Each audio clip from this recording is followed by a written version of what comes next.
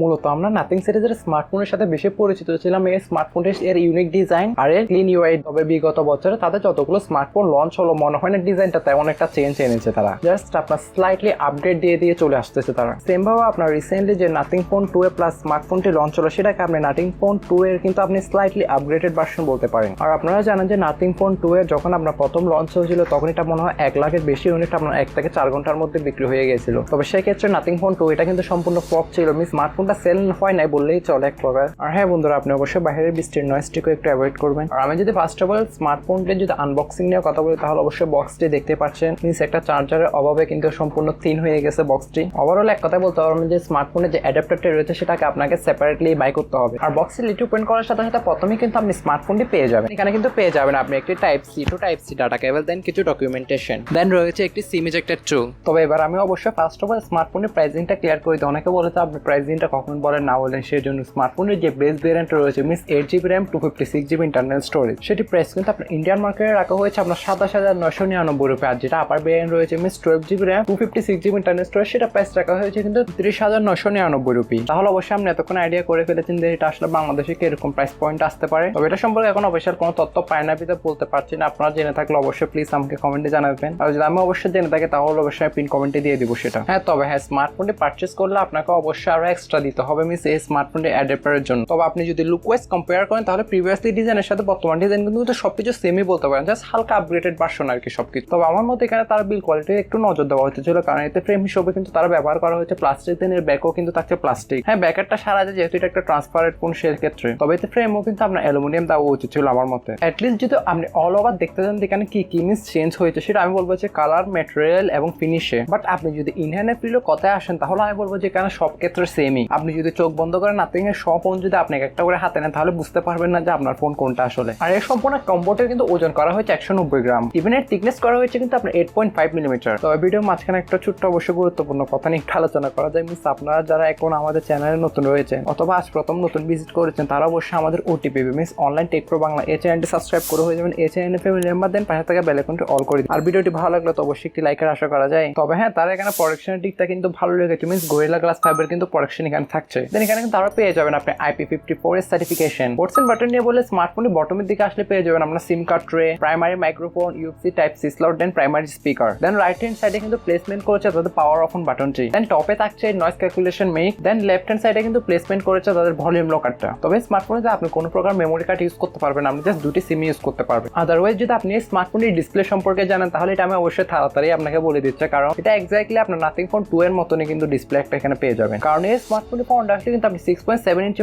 Full HD plus এর একটি 120 hertz supported AMOLED display পেয়ে যাবেন এবং ডিসপ্লেটির স্ক্রিনটি বড় রেশিও করা হয়েছে আপনার 87.1%। দেন আমরা এটা কিন্তু পেয়ে যাবেন আরো 1300 নিটস এর পিক ব্রাইটনেস। তো আমি বলবো যে এটা পিক ব্রাইটনেস এর তুলনায় একটু কম ব্রাইট বলতে পারেন ডিসপ্লেটা। তবে স্মার্টফোনের স্ক্রিনে যে ভিজেট গুলো রয়েছে মূলত কিন্তু নাথিং এটার জন্য আমি মনে হচ্ছে বেশি জনপ্রিয়, আর তাদের ইউআই এর জন্য আর কি সম্পূর্ণ ক্লিন একটা ইউআই কিন্তু পেয়ে যাবেন। তবে হ্যাঁ, স্পেসিফিকেশন তুলনায় এখানে কিন্তু ছোটখাটো আপডেট এসেছে বলতে পারেন। সেটি হিসেবে এতে তারা ইউজ করেছে কিন্তু Mediatek Dimensity 7350 Pro, যেটা 4nm বেসড একটা Octa-core প্রসেসর। তবে প্রিভিয়াসলি যে 2 এ লঞ্চ হয়েছিল সেখানে মেবি Mediatek Dimensity 7200 Pro এই চিপসেটটি দেওয়া হয়েছিল এবং এটি অন্তত স্কোর অলমোস্ট কিন্তু 7 লাখ প্লাস। এবং এতে কিন্তু র্যাম টাইপ হিসেবে ব্যবহার করেছে আপনার LPDDR4 এবং স্টোরেজ টাইপ হিসেবে কিন্তু UFS 2.2, যার ফলে মোটামুটি ভালো রিড এবং রাইট স্পিড পেয়ে যাবেন। তবে এতে স্টোরেজ টাইপটা মেবি একটু আপগ্রেড করা উচিত ছিল মিন্স UFS 3.1 দেওয়া উচিত ছিল আমার মতে। তবে স্মার্টফোনটিতে যে চিপসেটটা ইউজ করেছে এটা বলতে পারেন আপনি Mediatek Dimensity 7200 একটি সাকসেসর। তারপর ইভেন সে আগের মতন মিস 5000 mAh এর একটি ম্যাসিভ ব্যাটারি পেয়ে যাবেন, তার সাথে কিন্তু এটা 50 ওয়াটের একটি ফাস্ট চার্জিং এর সাপোর্ট করে থাকে। তবে থাকছে না কোনো ওয়্যারলেস চার্জিং এর সাপোর্ট। তারপর 5 ওয়াটের কিন্তু তবে রিভার্স চার্জিং পেয়ে যাবেন। তবে সেক্ষেত্রে আমার একটু খটকা লেগেছে জিনিসটা।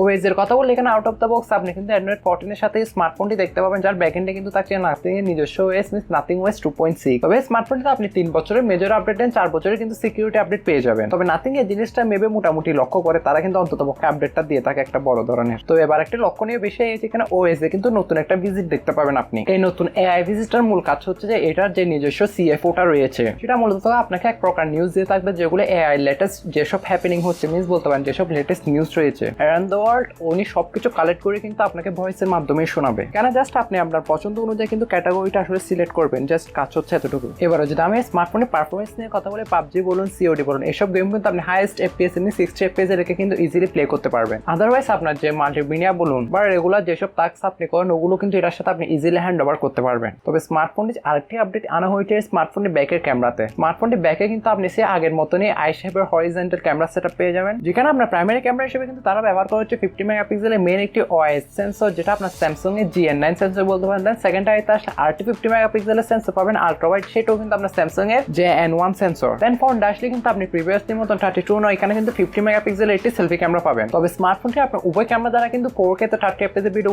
ইজিলি শুট করতে পারবেন। ক্যামেরা আদারওয়াইজ আমি ডিসেন্টই বলবো, আপনি যদি নাথিং ফোন 2 এর সাথে কম্পেয়ার করেন তাহলে এখানে আমি ডিসেন্টই বলবো, মিনস দুটোর রেজাল্টটা কিন্তু সেম আসবে। তবে স্মার্টফোনটি যে প্রাইস রেঞ্জে কিন্তু লঞ্চ হবে, এই প্রাইস রেঞ্জে অন্যান্য স্মার্টফোন কিন্তু আরো ভালো ক্যামেরা সেটআপ কিন্তু অফার করে থাকে অলরেডি। আদারওয়াইজ আমি যদি সম্পূর্ণ স্মার্টফোনটিকে যদি 2 এর সাথে কম্পেয়ার করি তাহলে আমার মনে হয় না হাতে কলমে তেমন আপনার মিন আকাশ পাতা গেলে যে পার্থক্য সেরকম না, জাস্ট আপনি 19 আর 20 এর পার্থক্য পাবেন, দ্যাটস ইট। বাট আদারওয়াইজ এই স্মার্টফোনটিকে আপনাদের নেওয়া উচিত কিনা উচিত নয় সেটা অবশ্যই আমাকে কমেন্টে জানাতে বলবেন না। ভিডিওটি সবারই ভালো লেগেছে আমার আজকের ভিডিওটা এ পর্যন্ত। দেখা হচ্ছে নতুন কোন একটি ভিডিওতে, ততক্ষণ পর্যন্ত সবাই ভালো থাকবেন, সুস্থ থাকবেন, টেক কেয়ার, আল্লাহ হাফেজ, আসসালামু আলাইকুম।